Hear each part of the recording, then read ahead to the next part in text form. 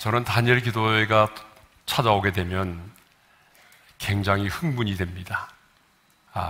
이 흥분은 영적인 흥분인데 그 이유는 하나님이 받으실 영광을 생각하니 영적으로 흥분이 되고, 또 하나님께서 21일 동안의 다니엘 기도회를 통해서 어떤 일을 행하실까, 하나님이 행하실 일에 대한 기대감 때문에 영적인 흥분이 있습니다.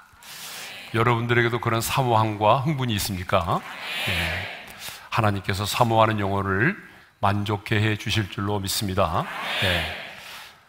다니엘 기도회는 참여하는 수많은 교회와 성도들이 동일한 말씀을 함께 받고 동일한 찬양을 함께 드리고 또 마음을 같이하여 함께 부르짖어 기도하는 연합 기도회입니다. 근데 가끔 보게 되면 한 교회의 기도회 행사로 알고 있는 분들이 있어요. 절대로 그렇지 않습니다. 우리 다니엘 기도회는 정말 하나님의 은혜를 사모하는 이 땅의 교회와 성도들이 교단과 교파의 벽을 뛰어넘어서 함께 하나님을 예배하고 함께 부르짖어 기도하는 연합 기도회입니다. 다니엘 기도회의 영적 DNA는 연합입니다. 예전에 개척교회를 섬기는 한 성도님으로부터 이런 간증을 들은 적이 있어요. 자신이 다니는 교회는 지하교회인데 항상 20명 정도의 성도들이 모여서 예배를 드린다고 합니다. 그래서 이제 예배를 드릴 때마다 늘 외롭고 쓸쓸한 생각이 들었다고 해요. 그런데 다니엘 기도회에 참여해서 지금 내가 부르는 이 찬양을 우리만 부르는 것이 아니라 저 제주도에 있는, 백령도에 있는 저 목포와 창원, 대전, 대구, 부산 정말 각 지역에 있는 수많은 성도들이 내가 부르는 이 찬양을 함께 부르고 있다는 이 사실, 함께 선포되는 말씀을 받고 아멘으로 화답하고 동일한 기도의 제목을 가지고 함께 기도할 수 있다는 이 사실 때문에 외롭다는 생각이 사라지고 그리고 예배의 감격이 회복이 되었다라고 하는 간증을 들은 적이 있습니다. 성령님은 하나 되게 하시는 영이십니다. 그래서 사도 바울은 성령이 하나 되게 하신 것을 힘써 지키라고 말했고, 우리 예수님도 요한복음 17장에서 우리와 같이 그들도 하나가 되게 하옵소서라고 기도를 하셨습니다. 그러므로 우리 예수님의 간절한 바람이 뭘까요? 그것은 정말 이 땅의 교회와 성도들이 그리스도 안에서 하나가 되는 것입니다. 그러므로 저는 근본 다니엘 기도에 참여하는 우리 모두가 교단과 교파의 벽을 뛰어넘어서 또 지역의 벽과 세대와 이념의 벽을 뛰어넘어서 성령 안에서 하나가 될 수 있기를 바랍니다. 이렇게 우리가 성령 안에서 하나 돼서 함께 기도할 때에 우리는 이 다니엘 기도회를 위하여 쌓아두신 하나님의 은혜를 경험하게 될 것이고, 하나님의 일하심을 통해서 하나님의 영광을 보게 될 것입니다. 그런데 성도들 중에는요, 예수님이 말씀하신 것처럼 기도를 하지 않아서 시험에 드는 사람도 있지만 역설적으로 다른 사람보다 기도를 많이 했기 때문에 시험에 드는 사람도 있어요.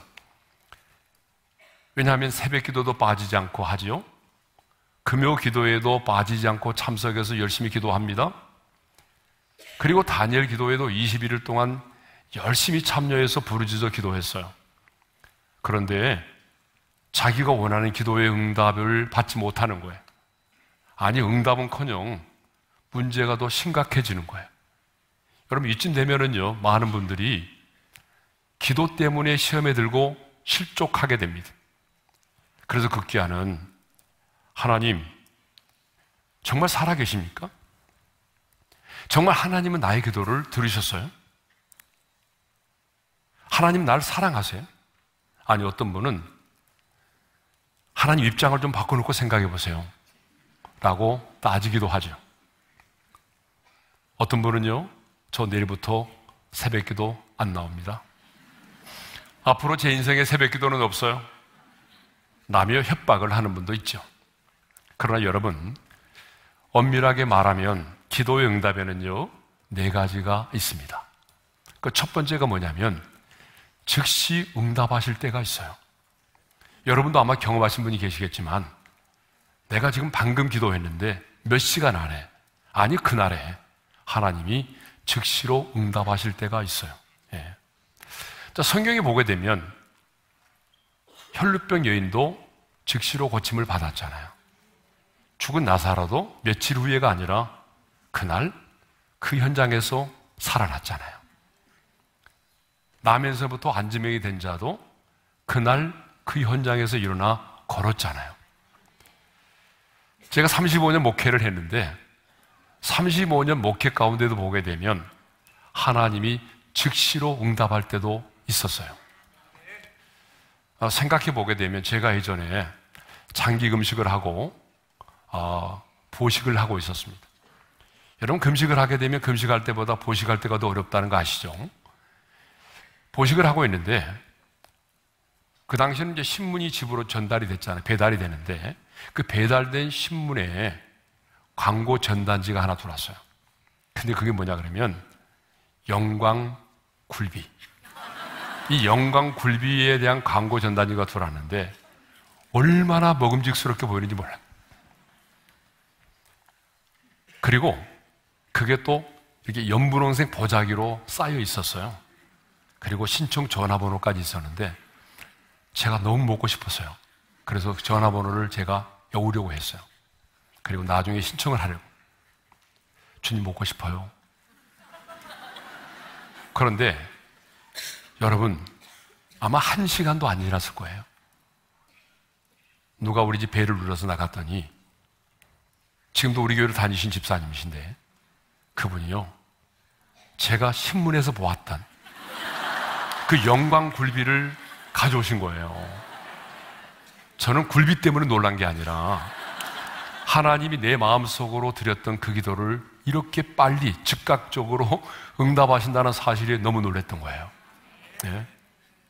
지금도 그 집사님 보게 되면 그때가 생각이 납니다. 자, 5만 번 기도의 응답을 받은 조지 밀러는요, 이런 말을 한 적이 있어요. 우리 한번 같이 읽어볼까요? 다 같이요. 나는 54년 9개월 동안 주 예수 그리스도를 믿는 신자로 살면서 기도한 그 시간 혹은 기도한 그날에 응답받은 적이 3,000번이 넘는다. 여러분, 그날 그 시간에 응답을 받은 적이 3,000번이 넘는데요. 자, 예를 들면은 뭐 여러분도 다 아시는 얘기지만 어느 날 아침에 그 고아원을 하고 있었잖아요. 고아원 아이들에게 아침 식사를 제공을 해야 되는데 양식이 떨어진 거예요. 굶길 수는 없잖아요. 300명의 고아들을 식탁에 앉혀놓고 일단 간절하게 식사의 기도를 했습니다. 근데 어떤 일이 벌어졌을까요? 기도가 끝나자마자 런던의 유명 제과점에서 전화가 걸려왔어요. 어젯밤에 빵을 굽다가 실수로 조금 타서 팔기는 어렵지만 먹기에는 지장이 없으니 원하시면 지금 당장 보내주겠다는 그런 내용이었어요. 또 조지 밀러가 이제 빵을 식탁에 놓고 하나님께 감사의 기도를 드리고 나자 누군가가 고아원의 문을 세차게 두드리는 거예요. 그랬더니 나가보니까 어떤 분이냐 그러면 이 우유를 배달하시는 분인데 하필이면 그 시간에 우유를 배달하는 차가 고아원 앞에서 문제가 생긴 거예요.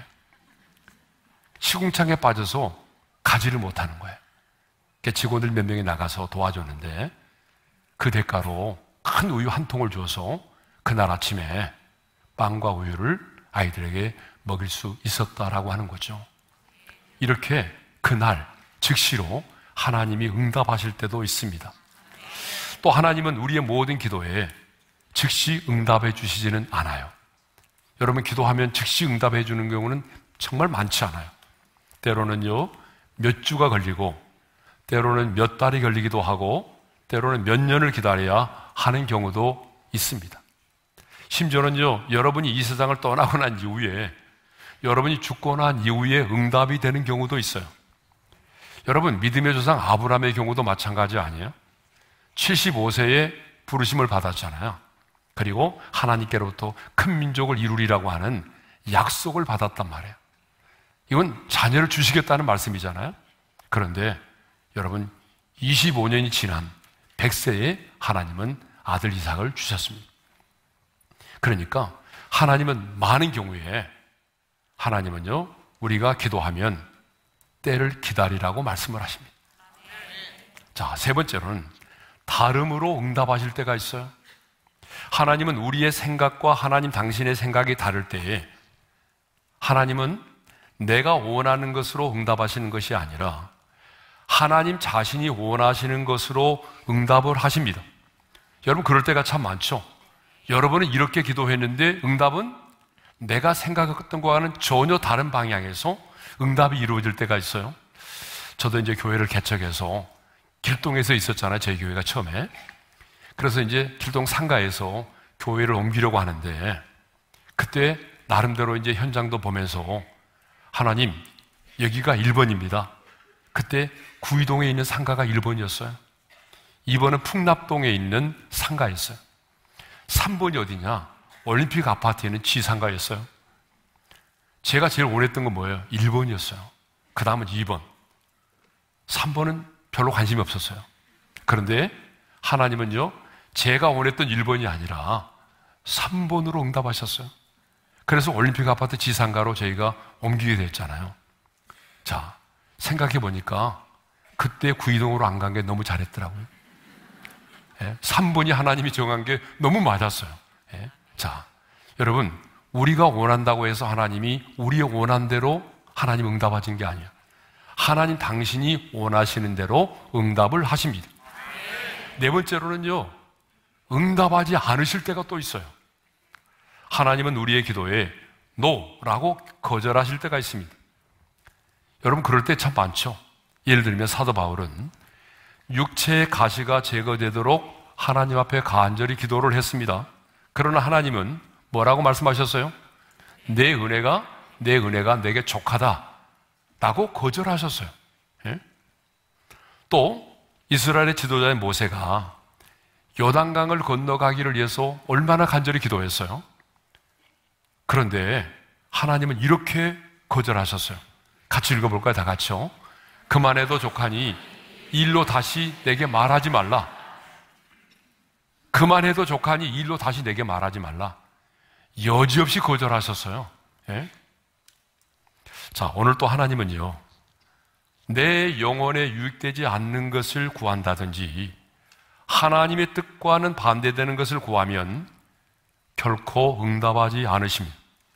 그러므로 여러분, 엄밀하게 말하면 이 노라고 하는 응답도 기도의 응답 중에 하나입니다.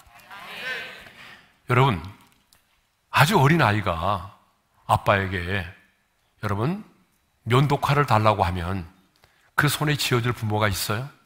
아니죠. 그러니까 어떤 경우에는요, 하나님이 우리의 기도에 노라고 하는 거절도 하나님이 우리에게 주시는 응답 중에 하나라는 사실입니다. 그런데 놀랍게도 사도 바울과 지도자인 모세는요, 하나님이 자신의 기도에 노라고 거절하셨음에도 불구하고 시험에 들거나 실족하지 않았다는 것입니다. 그 노라고 하는 하나님의 기도의 응답을 하나님이 주시는 응답으로 받아들였다는 사실입니다. 자, 이렇게 하나님은요, 4가지 방식으로 우리의 기도에 응답을 하십니다. 하지만 성도들 가운데는 기도의 응답이 더디거나 자신이 원하는 대로 응답이 되지 않으면 여전히 기도로 인하여 실족하고 시험에 드는 사람들이 있습니다. 그런 분들로 인하여 실족하고 시험에 들 것이 아니라, 그런 분들은 기도로 인하여 실족하고 시험에 들 것이 아니라 내가 어떻게 기도하고 있는지 내 자신의 기도를 점검해 볼 필요가 있다는 것입니다. 그래서 다니엘 기도의 첫날인 오늘은 기도로 인하여 내가 시험에 들거나 실족하지 않으려면 우리는 어떻게 기도해야 하는지를 생각해 보도록 하겠습니다. 첫째로, 응답의 확신을 가지고 믿음으로 기도하라는 것입니다. 어떻게 기도하라고요? 응답의 확신을 가지고 믿음으로 기도하라. 23절의 말씀인데요, 함께 읽겠습니다. 다 같이요. 내가 진실로 너에게 이르노니 누구든지 이 산더러 들리어 바다에 던져지라 하며 그 말하는 것이 이루어질 줄 믿고 마음에 의심하지 아니하면 그대로 되리라. 예수님은 이 산더러 들리어 바다에 던져지라 하며 그 말하는 것이 이루어질 줄로 믿고 마음에 의심하지 아니하면 그대로 된다라고 말씀을 하셨습니다. 여러분, 당시 유대사에서의 산은 뭐냐? 심히 어려운 일이나 또 불가능한 일을 가리킬 때에 산으로 표현을 했습니다. 여러분, 우리도 그렇잖아요. 우리도 어떤 문제를 만나면 그 문제를 가리킬 때에 태산과 같다라고 표현할 때가 있잖아요. 그러므로 이 말씀은 우리 앞에 불가능한 것처럼 보이는 문제가 있을지라도 반드시 이루어질 것을 믿는 믿음으로 외치고 선포하고 나가면 그 불가능이 가능해진다라고 하는 것입니다. 그리고 이어서 예수님은 곧바로 이렇게 말씀하십니다.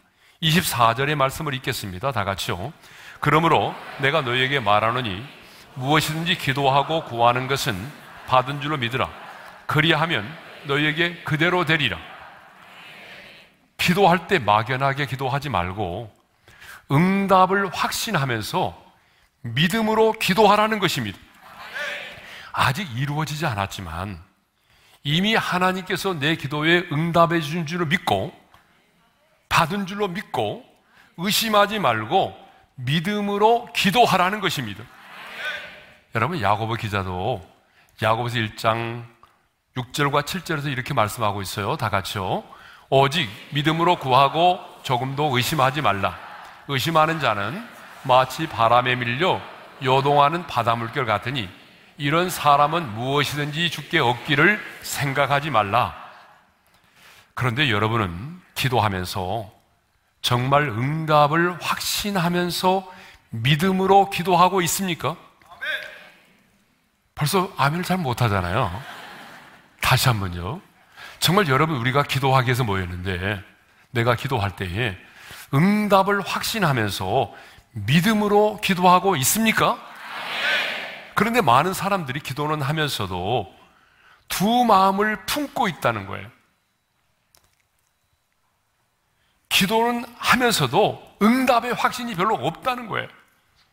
그러나 여러분, 기도는 주문이 아닙니다. 기도는 확률이 아닙니다.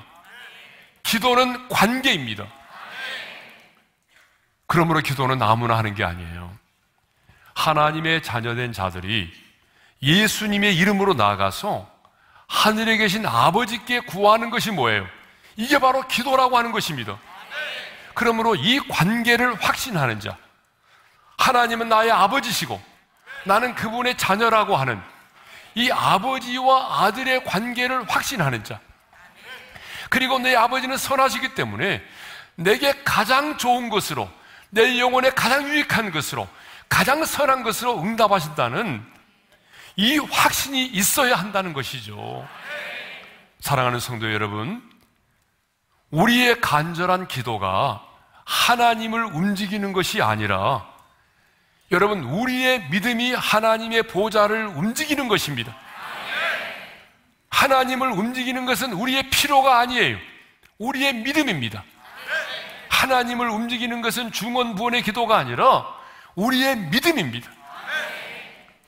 기도할 때에 응답받은 줄로 믿는 이 믿음이 하나님의 보좌를 움직인다는 사실입니다.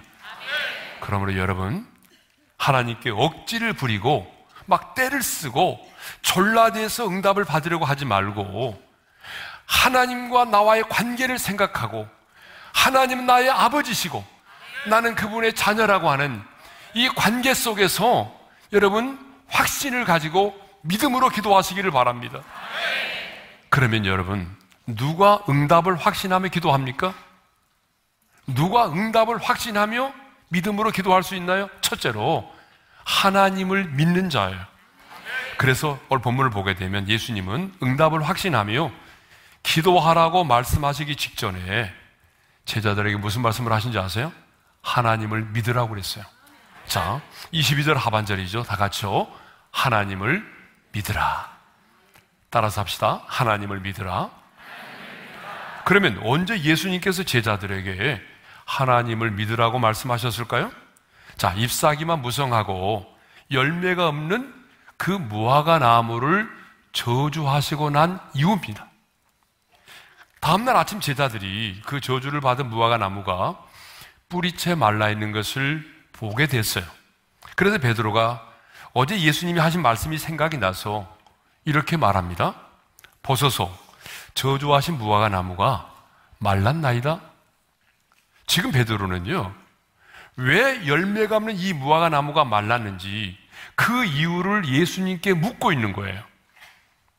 그런데 예수님은 그 이유에 대하여 말씀하지 않으시고 아주 생뚱맞게 사오정처럼 하나님을 믿으라 이렇게 말씀을 하셨어요.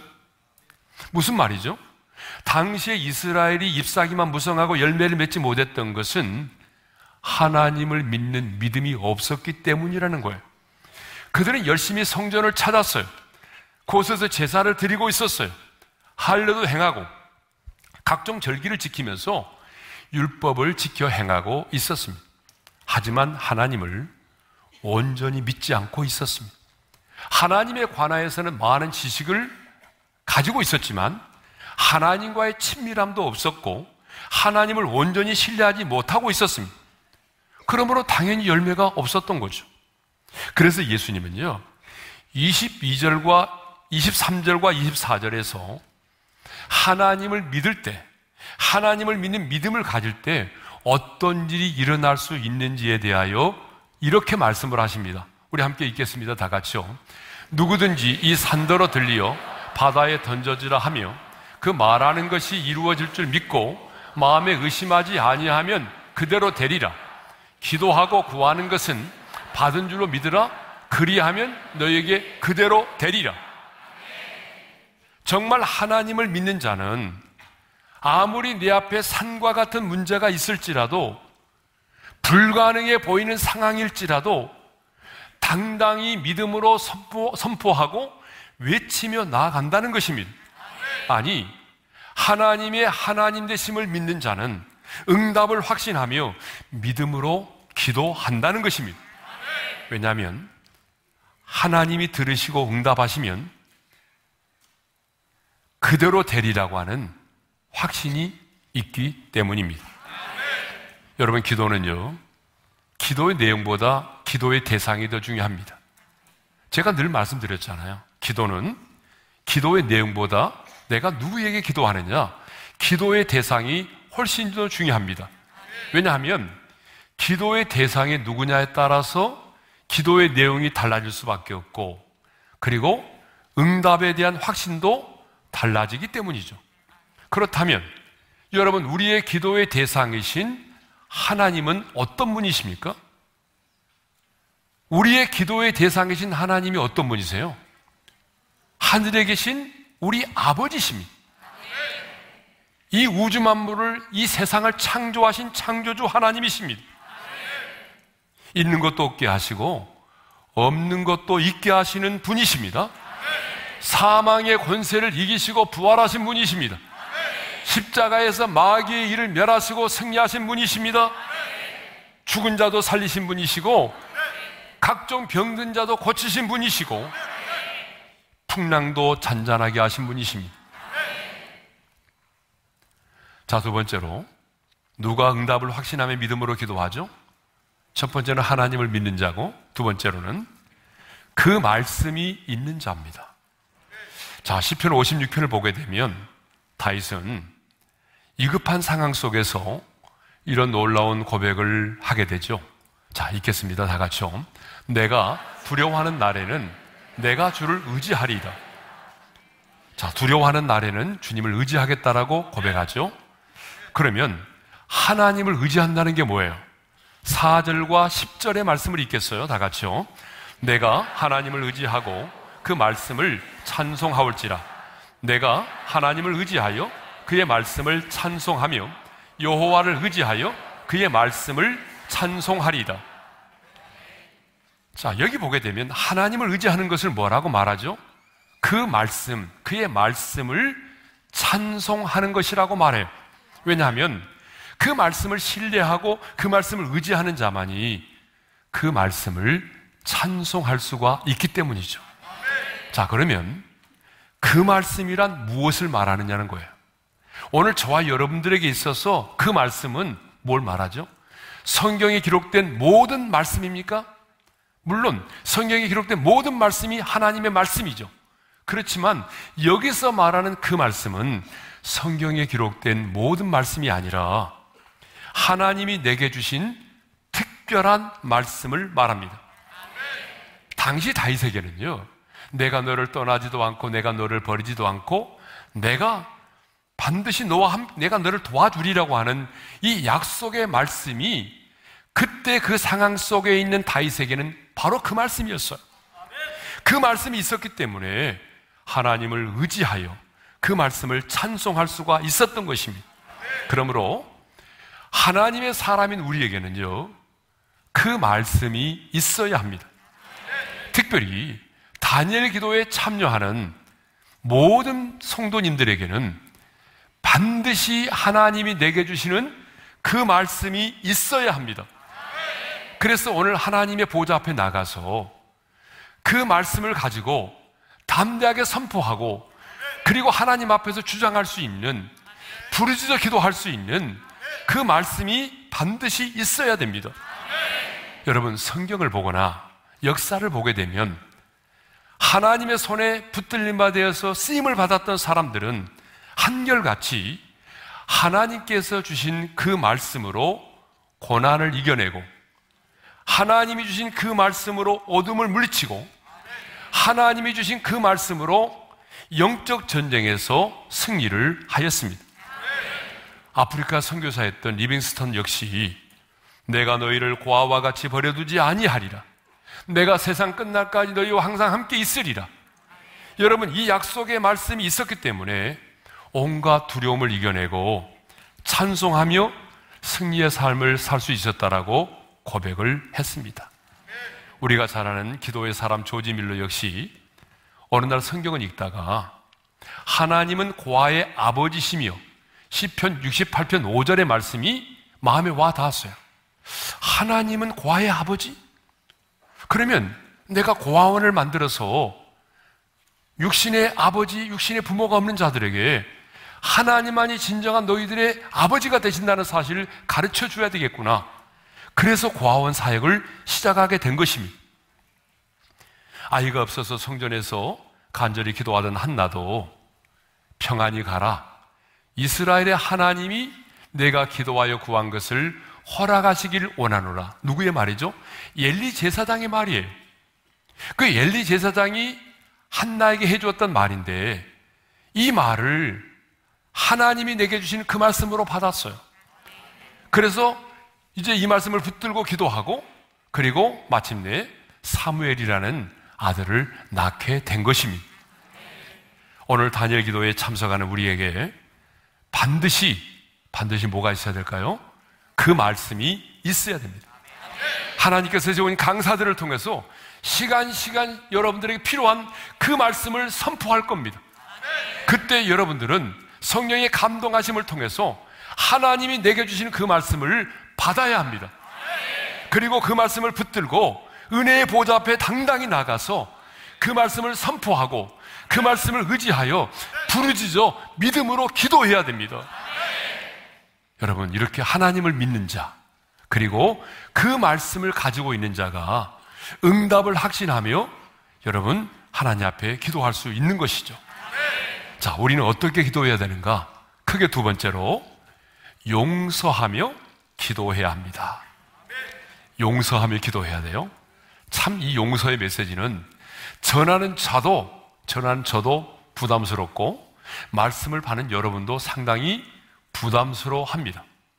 그런데 예수님은 23절과 24절에서 자, 믿음으로 기도하라. 그리하면 그대로 되리라. 이렇게 말씀하셨잖아요.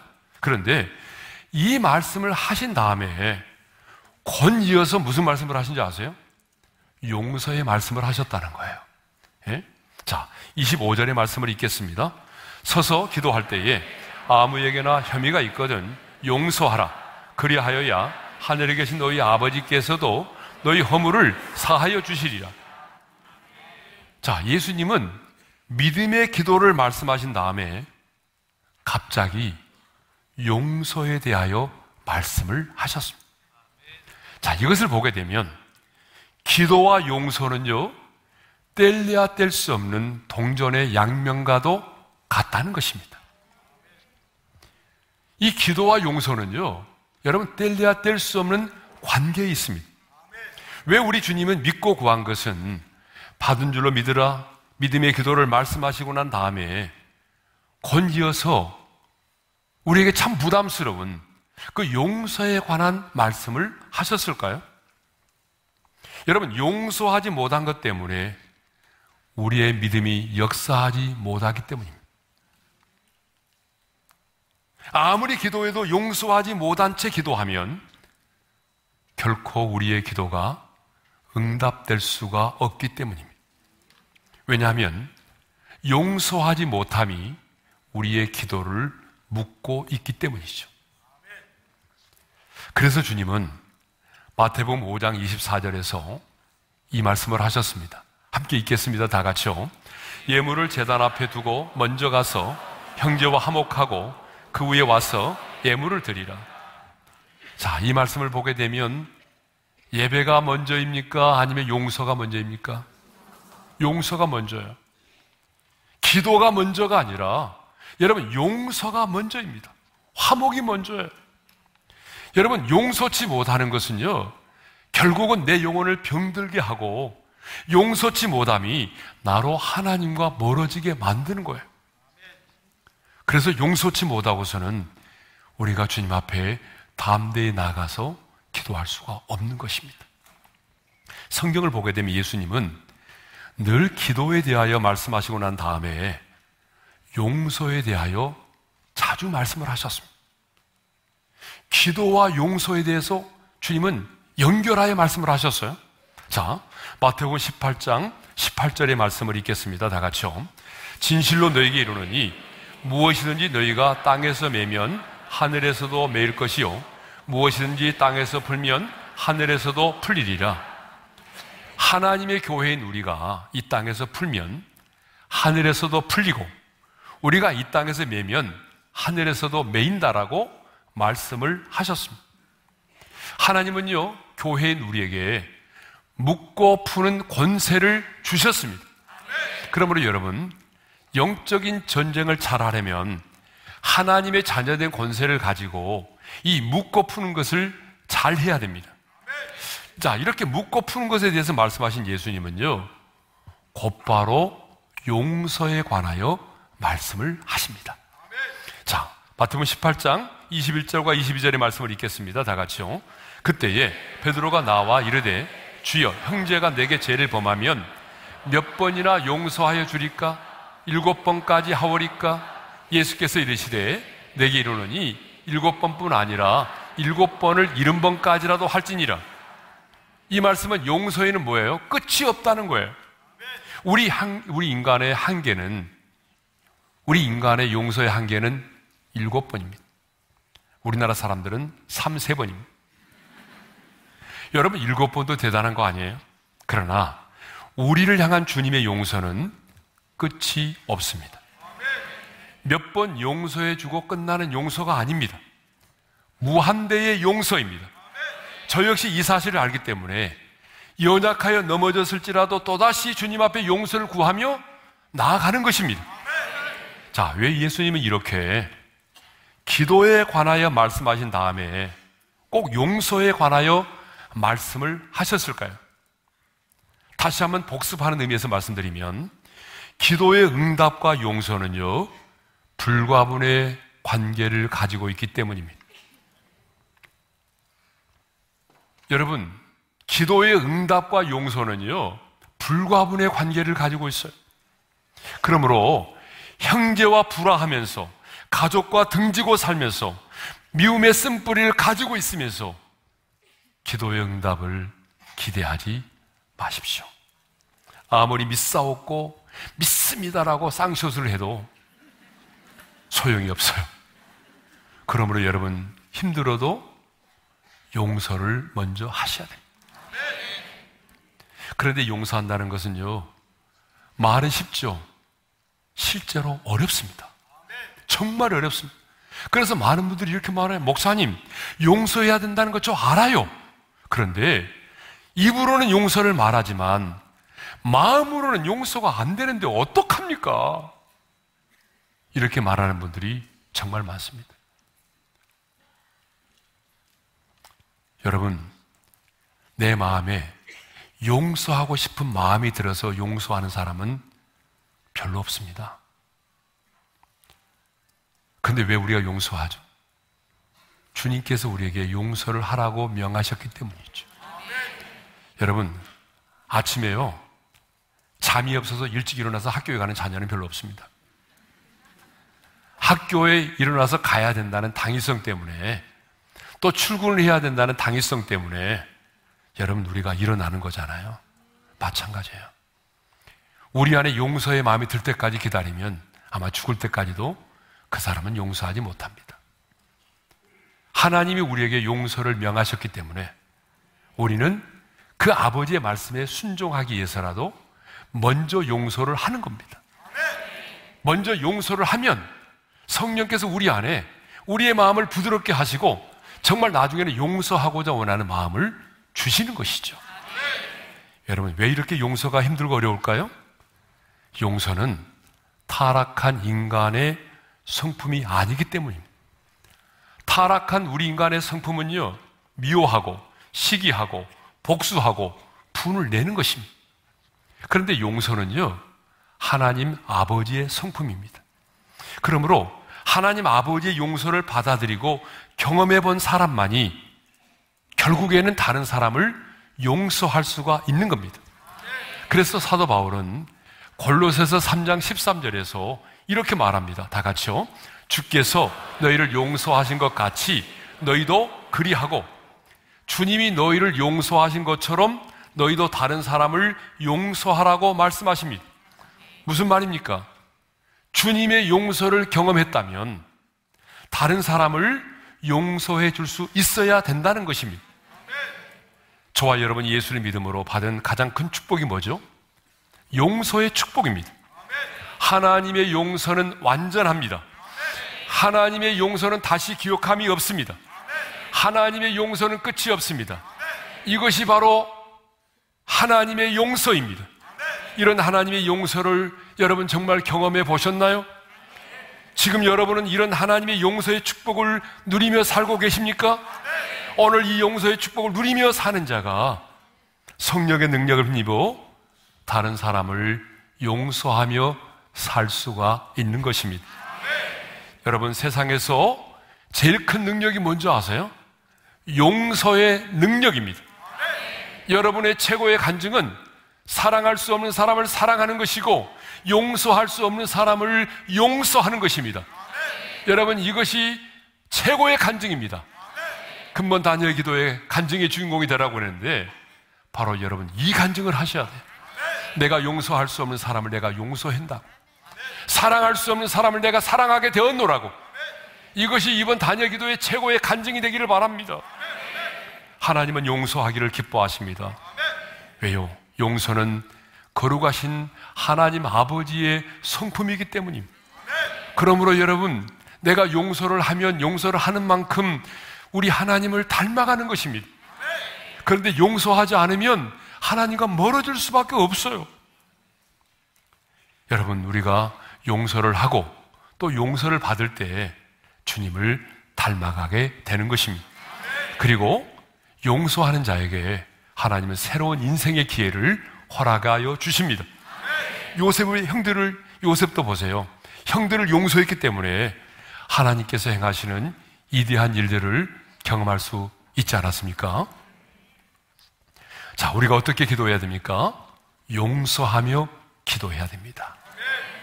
용서하며 기도할 때에 여러분 묶인 것들이 풀어지고 우리의 기도는 응답을 받을 수가 있습니다.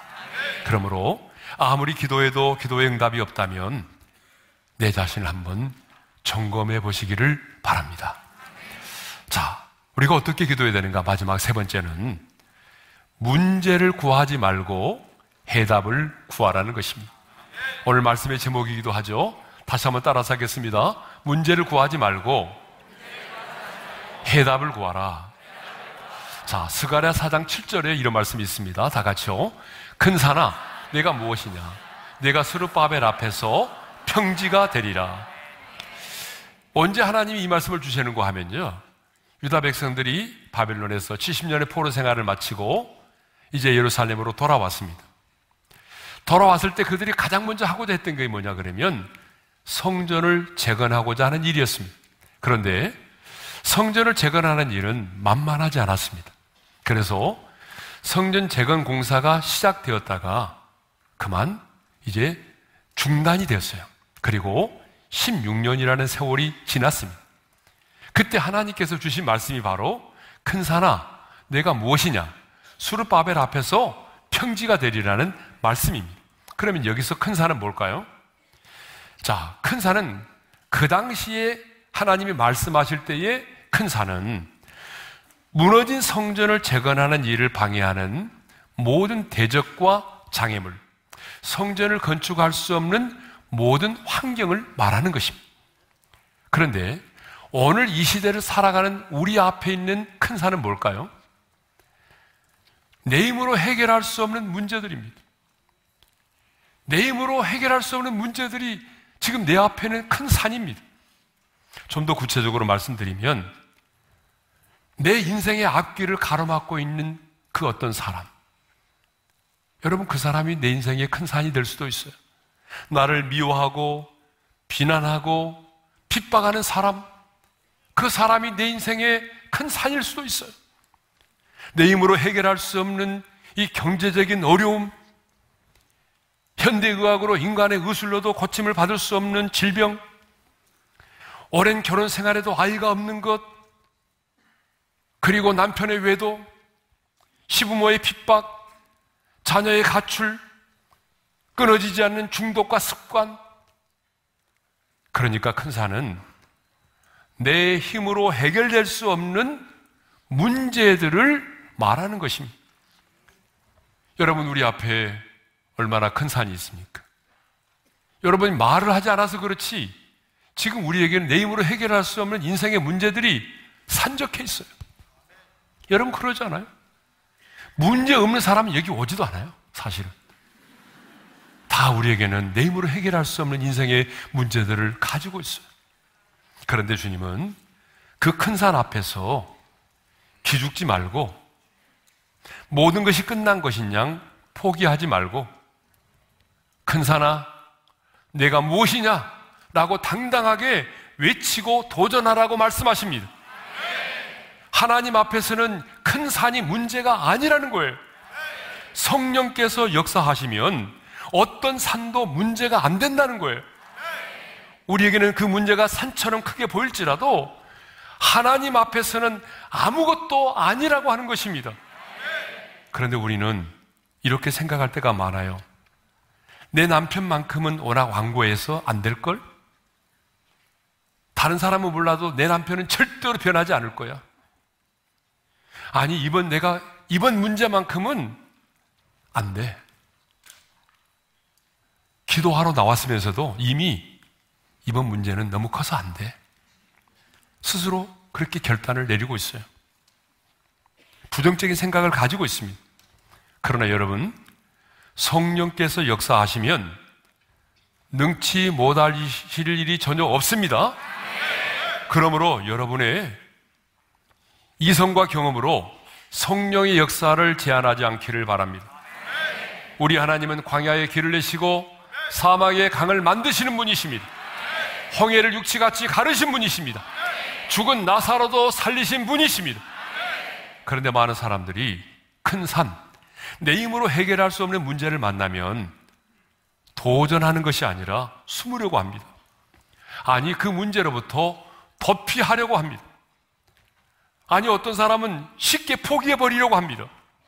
심지어 어떤 사람은 나 하나 없어지면 되지 라며 극단적인 선택을 하려고 합니다. 그러나 하나님의 사람들은요, 큰 산을 만났을 때에 여러분 도전합니다. 성경을 보세요. 대부분의 하나님의 사람들은 내 힘으로 해결할 수 없는 문제를 만났을 때 어떻게 했나요? 피하였습니까? 숨었습니까? 아니죠. 도전했습니다. 여러분 다윗도 보세요. 블레셋의 장수 골리앗을 향하여 도전하지 않았습니까? 예? 여러분 갈렙도 마찬가지입니다. 인생의 나이 85세에 이 산지를 달라며 여러분 도전했습니다. 엘리야도 마찬가지죠. 바알의 선지자 850명과의 싸움에 도전했고 기도의 응답에 도전하였습니다. 그러므로 여러분의 문제가 크다고 낙심하지 않기를 바랍니다. 여러분, 문제가 크다는 것은 그만큼 내가 누릴 수 있는 영적인 희열이 크다는 것을 반증하는 것입니다. 그러므로 여러분 낙심하지 마세요. 뒷동산에 올라간 사람이 태극기를 꽂고 대한민국 만세 하는 사람 봤어요? 뒷동산에 올라가서 태극기 꽂아놓고 대한민국을 부르는 사람은 여러분 없어요. 그렇죠? 적어도 여러분 2000m 이상 고지를 정복한 사람이 거기에 태극기를 꽂아놓고 대한민국을 부르는 거 아니에요? 2000m 고지를 정복한 사람에게 뭐가 있겠어요? 영적인 희열이 있단 말입니다. 그러므로 여러분 앞에 있는 산이 크면 클수록, 문제가 크면 클수록 우리가 평지에서 누릴 수 있는 기쁨과 감격이 클 수밖에 없다는 것입니다. 그런데 하나님은 넘을 수 없고 정복할 수 없는 그 큰 산 앞에서 오늘 우리에게 말씀합니다. 포기하지 말고 좌절하지 말고 이렇게 외치라는 거죠. 큰 산아, 내가 무엇이냐? 수르바벨 앞에서 평지가 되리라. 큰 산 앞에서, 여러분 앞에 있는 그 문제 앞에서 더 이상 좌절하지 말고 포기하지 말고 낙심하지 말고 믿음으로 외치라는 것입니다. 성령께서 하시지만 우리 인간의 편에서는 뭘 해야 된다는 거예요? 믿음으로 외치라는 것입니다. 그렇습니다. 여러분 신앙생활은요, 믿음으로 외치는 것입니다. 그런데 내 소원과 내 야망을 외치는 것이 아니라 하나님께서 내게 주신 그 약속의 말씀을 붙들고 여러분 믿음으로 외치고 선포하는 것입니다. 자, 그러면 어떻게 외쳐야 되죠? 자, 본문을 보게 되면 이렇게 말씀하고 있습니다. 수르바벨 앞에서 평지가 되리라. 어떻게 외치라고 말하죠? 수르바벨 앞에서 평지가 되리라.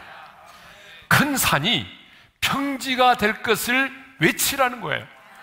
그러니까 하나님을 신뢰함으로 하나님이 기뻐하시는 일을 위하여 믿음으로 외치면 우리 앞에 있는 큰 산이 평지가 된다는 것입니까? 무슨 말입니까? 넘을 수 없는 산도 넘을 수 있게 되는 것이고 정복할 수 없는 산도 정복할 수 있게 된다는 것입니다. 성령께서 역사하시면 우리 힘과 능력으로 이루어질 수 없는 불가능한 일들이 가능케 된다는 것입니다. 성령께서 역사하시면 어떤 고난도 이겨낼 수 있게 된다는 것입니다. 근데 여러분 여기서 중요한 것이 있어요. 그게 뭐냐 그러면, 자, 우리가 믿음으로 외치되 문제를 외치지 말고 해답을 외치라는 것입니다. 큰 산아 내가 무엇이냐? 그렇게만 외치지 말라는 거예요. 큰 산아 내가 무엇이냐라고만 외치지 말고 수르바벨 앞에서 평지가 되리라고 외쳐야 한다는 것입니다. 여러분, 문제를 외치는 것은요, 누구나 할 수 있어요. 여러분 그러지 않아요? 문제를 외치는 것은 누구나 할 수 있어요. 배가 아파요. 난 외로워요. 난 아이를 갖고 싶어요. 나 결혼하고 싶어요. 내 남편 구원해 주세요. 고쳐주세요. 여러분 이것은 누구나 할 수 있어요. 그러나 큰 산아, 수르바벨 앞에서 평지가 되리라. 여러분 이 외침은요, 아무나 할 수가 없습니다. 믿음이 있는 자만이 할 수가 있습니다. 그러므로 우리는 우리 앞에 있는 산이 아무리 크다고 할지라도 큰 산아, 내가 무엇이냐? 네가 수르바벨 앞에서 평지가 되리라고 당당하게 외쳐야 됩니다. 큰 산아, 여러분의 이름을 넣어서 큰 산아 김은호 앞에서 평지가 되리라. 여러분 이름 다 아시죠? 네, 이름이 2글자도 있고 4글자도 있지만 적당하게 알아서 하세요. 다 같이 시작. 큰 산아 김은호 앞에서 평지가 되리라. 또 여러분이 기도하고 있는 그 사람 있죠? 자녀일 수도 있고 선교사님도 있어요. 그 사람 이름을 불러가면서 이번에는 다시 한번 다 같이 시작. 큰 산아 김바울 앞에서 평지가 되리라. 예. 이번에는 여러분의 교회의 이름을 넣으면 됩니다. 교회 이름 2자일 수도 있고 교회 이름이 길면 좀 복잡해 이럴 때. 예. 자, 큰 산아 다 같이 여러분 이제 교회 이름을 넣는 겁니다. 시작. 큰 산아 어린교회 앞에서 평지가 되리라. 아멘. 여러분 이렇게 우리가 문제를 외치는 것이 아니라 해답을 믿음으로 외치며 선포하며 나아가면 성령께서 역사하십니다. 그러면 우리 앞에 있는 큰 산이 평지가 되는 것입니다. 또 하나님은 수르바벨이 머릿돌을 내놓을 때에 모든 백성들이 은총이 그에게 있을지어다라고 외치라고 했어요. 7절 하반절의 말씀입니다. 다 같이요. 그가 머릿돌을 내놓을 때에 우리가 외치기를 은총이 그에게 있을지어다 하리라. 자, 여기서 머릿돌은 주춧돌을 말하잖아요. 그러니까 하나님께서 이루실 것을 믿고 첫 돌을 놓기만 하면 다음부터는 하나님께서 은총으로 역사해 주시겠다는 말씀이잖아요. 하나님의 은혜로 큰 산이 평지가 되어 성전 건축이 완성될 것임을 말씀하고 있습니다. 그래서 수르바벨은요, 이는 힘으로도 되지 아니하고 그리고 능력으로도 되지 아니하고 오직 성령으로 된다는 말씀을 들은 다음에 곧바로 성전 공사를 재개를 했습니다. 어떻게 됐을까요? 에스라 6장을 보게 되면 성전 공사를 재개한 지 약 4년 만인 다리오 왕 제6년 BC 516년 12월 3일에 성전이 준공이 되었습니다. 불과 4년 만에 큰 산이 평지가 된 것입니다. 꿈만 같은 일이 일어난 것입니다. 얼마 전까지만 해도 상상할 수 없는 일이었는데 그 상상할 수 없는 일이 현실이 된 것입니다. 자, 성전 건축을 방해하던 서편 총독이요, 이제 유다 백성들이 다시 성전 재건을 시작하자 이 페르시아의 왕 다리오 왕에게 상소를 올렸습니다. 서편 총독이 왜 상소를 올렸느냐? 성전 건축을 하지 못하도록 방해하기 위해서, 중단시키도록 하기 위해서 상소를 올렸습니다.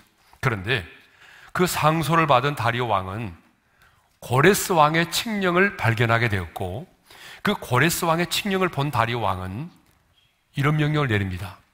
성전 건축 공사를 다시 시작하라. 중단된 성전 건축 공사를 다시 시작하라는 것입니다.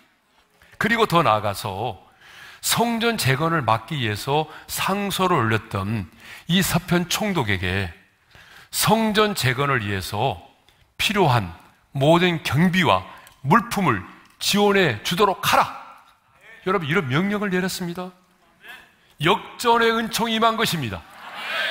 성전 건축을 하지 못하도록 다리오 왕에게 상소를 올렸는데 도리어 이제는 자신이 성전 건축을 지원하고 성전 건축에 필요한 모든 물자를 공급해 줘야 하는 자로 바뀌어 버리게 된 것입니다.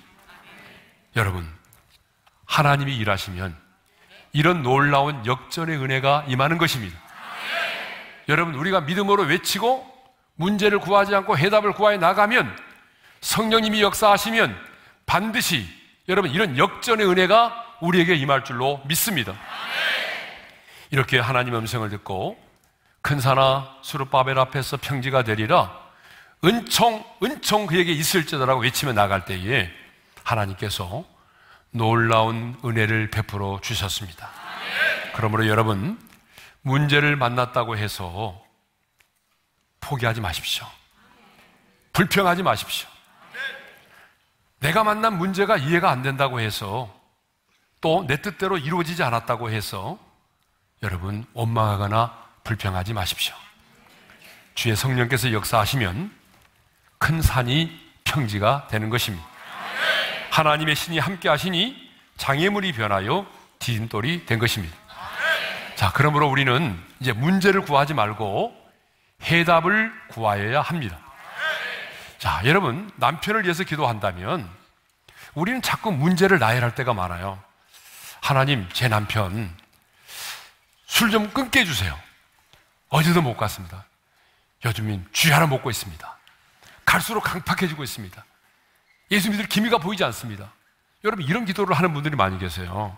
그런데 이것은 우리의 문제를 나열하는 기도입니다. 그런 기도보다는 여러분, 우리는 해답을 가지고 기도하는 것입니다. 지금은 그렇지만 성령님이 역사하시면 하나님, 우리 남편이 저보다 더 믿음 좋은 사람으로 거듭나게 될 줄로 믿습니다. 만나는 모든 사람들에게 자신이 만난 예수를 간증할 줄로 믿습니다. 우리 힘없는 교회에서 주차위원으로 섬기게 될 줄로 믿습니다. 여러분, 좀 해답을 가지고 기도할 수 있기를 바랍니다. 그런데 여러분, 우리가 만일 우리 문제만을 위해서 기도한다면 마귀에게 역사할 수 있는 기회를 제공하는 것이 될 때가 많아요. 우리가 문제만을 위해서 기도하게 되면 우리가 마귀에게 더 역사할 수 있도록 많은 정보를 주게 됩니다. 마귀가 역사할 수 있도록 더 많은 기회를 제공해 주는 것이 되는 거죠. 그러므로 여러분, 문제가 아닌 하나님의 약속의 말씀을 붙잡고 믿음으로 기도할 수 있기를 바랍니다. 자, 믿음의 사람은 문제를 구하는 사람이 아니라 약속의 말씀을 붙들고 해답을 구하는 자입니다. 금번 다니엘 기도의 기간에 우리 문제를 구하지 말고 해답을 구해서 정말 하나님의 하나님 되심을 경험하는, 우리 앞에는 큰 산이 평지가 되는 놀라운 기적을 경험하는 다니엘 기도회가 될 줄로 믿습니다.